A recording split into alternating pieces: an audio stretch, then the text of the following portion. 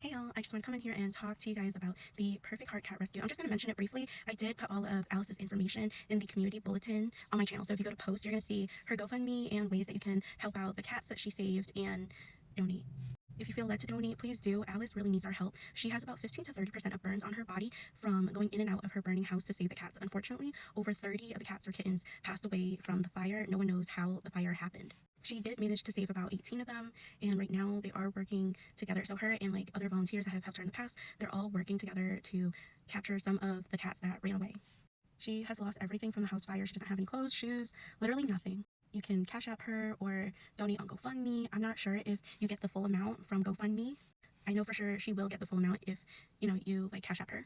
And of course, not all of the funds are going directly to her medical bills. It goes towards the cats too, taking care of them and anything else that they may need. This house fire happened not too long ago, so I am going to be donating to the cat rescue until my best friend tells me that Alice is back on her feet now.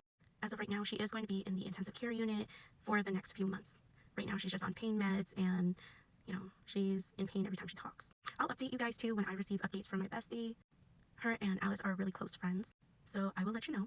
Besides that, I wanted to talk about Groupon. At this point, I've been on both sides of Groupon as a business owner and as a customer, and let me tell you what is the tea.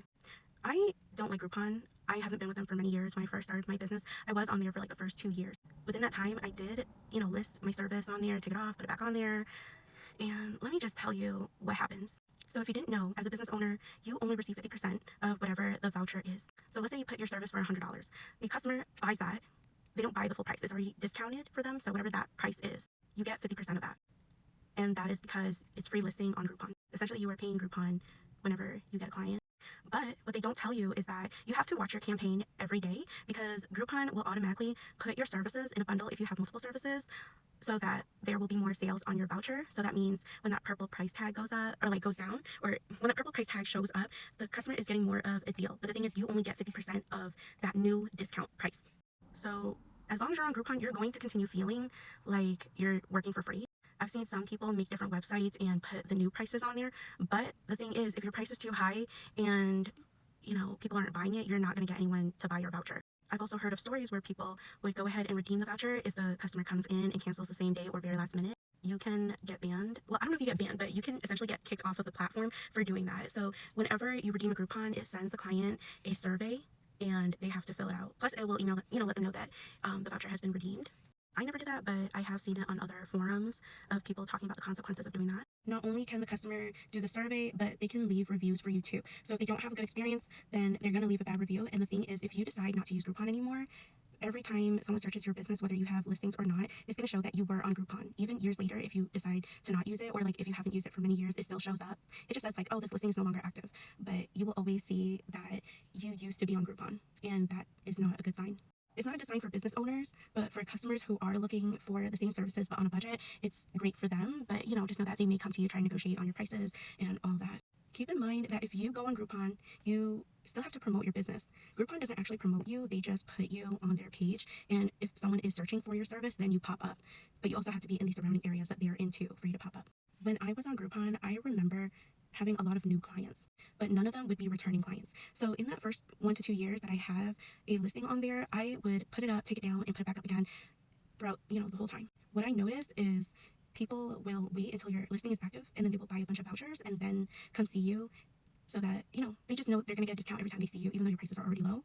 When I officially got off of Groupon for good, I did experience a setback. I guess it's not really a setback because it's making room in my schedule for people who will pay my price, but you do have to advertise yourself a lot, otherwise your schedule is going to remain empty. Another thing with Groupon too is it tells the customers that they have to abide by the business's cancellation policy. And let me tell you something, it's literally BS. So let's say somebody comes in or makes an appointment to come in, right? And they cancel the very last minute or earlier that day. It just doesn't give you enough time to find someone to fill that spot. You cannot redeem their voucher because the service is not completed, even though on their website it says that the client has to abide by your cancellation policy. So essentially, as long as they have the voucher and it hasn't expired yet, they're able to make as many appointments as they can and just canceling on you. So you take that risk too if you stay on Groupon. The deposit is technically the voucher. If you don't like that idea and you want someone to just pay your price, pay the deposit, do not go on Groupon.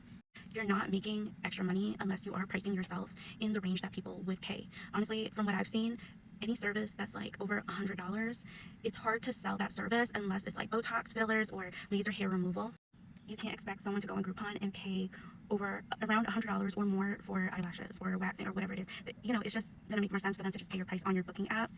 Another thing that I experienced is if you're on Groupon and you stop, being on there, there will be some people who come to you and try to negotiate. Usually it's the people that have come to you before, but, your listing is no longer active, so they will try to, negotiate, saying like, hey, can I actually get that deal that you used to have on Groupon? I'm gonna come in, but can I get that price? I think I remember saying yes to it one time and telling them like, okay, you would have to pay a non-refundable deposit, so whatever the sales price is, it's like half of that. And they usually said no, so after that experience, I just don't entertain anyone who try and negotiate my prices. If you want the Groupon price, but you don't want to buy the voucher because you cannot get your money back, that's the new thing with Groupon. So if you buy a voucher and you can't get an appointment with a service provider, they only refund the money back into Groupon. So you get Groupon bucks instead of it going into your account. And if you get it as a gift, you for sure cannot redeem that as cash or like have it into your bank account. Call the business that you're interested in getting the service with and tell them like, hey, I saw you on Groupon. This is the price that I saw it at. Can I make an appointment and pay that price? Usually they will say yes, because at that point they're receiving 100% of the funds instead of 50% when you buy the voucher and redeem it at the time of your appointment. I haven't had a service provider say no doing that, so definitely do that. Help them out. Usually the people who are on Groupon, they are trying to get business, so whatever the price is, just know that that's a lowball price for them. So I received 2 Groupon vouchers from my cousin for my birthday this year, and it was for a massage therapist at her building. I was like, great, like, let me go ahead and make the appointment, let me try. I had a terrible experience trying to make an appointment with a massage therapist, but it's not just her. So with the massage therapist, her price is already very affordable compared to what people are charging these days for the same service. So she charges $80 for 1 hour of massage. Most people who do massage now, they are charging around $200 for just 1 hour with 0 add-ons. And the listing, it was like 56% off for 1 hour massage. So my cousin bought both of those vouchers. And the thing is, you cannot see what the thing is. Like, you can't see the voucher until you're ready to redeem it. I don't know why Groupon does that. I think it's really weird. Like, we already paid for the voucher. Go ahead and show us what was the discount. It won't tell you. It tells you, like, in the very beginning. But after that, if you try to see what it is, like, it just won't let you.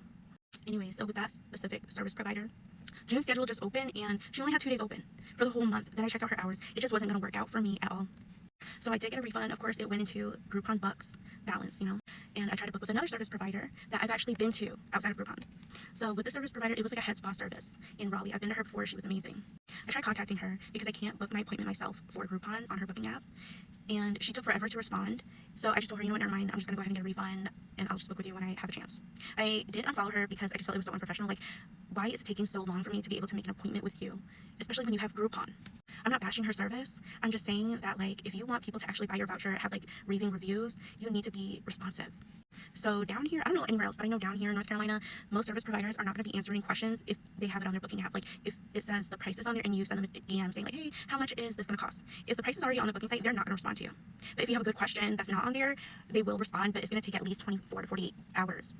So now I have money on my Groupon account, and I can't use it towards anything else because there's no good products to buy and no good services to buy the voucher without having to go through the refund process, because I can't get an appointment. And I understand that Groupon voucher clients are going to get last priority because they're getting paid only 50%, but still, you don't have to be on Groupon, and that's the thing. Like, take your business off of Groupon if you don't want to take those clients. It's putting a bad taste in people's mouth when they cannot make an appointment with you. And if you take forever to respond, I'm just going to think like, oh, so if I actually invest, pay the deposit, and something comes up, so if I try to reach out to you, you're going to be like this.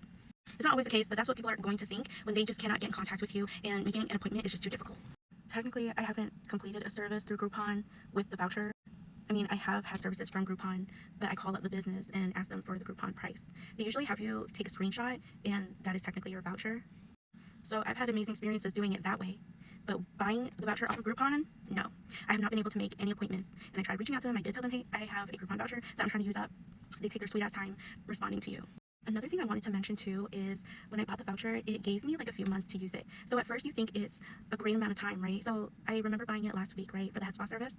It told me I had until sometime in December, otherwise it expires. At first I was like, oh, this is so amazing. I have all this time to make an appointment. No. The reality is, it's going to be very hard for you to get an appointment.